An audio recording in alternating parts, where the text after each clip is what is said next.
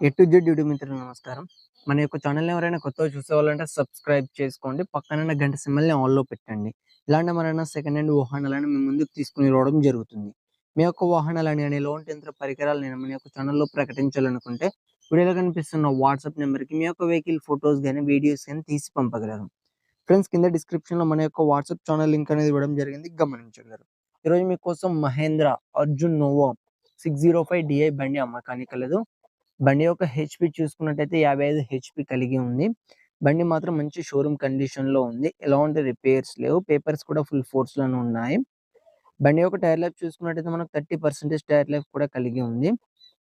బండి మాత్రం చాలా నీట్ కండిషన్‌లో ఉంది. సింగిల్ ఓనర్ బండి.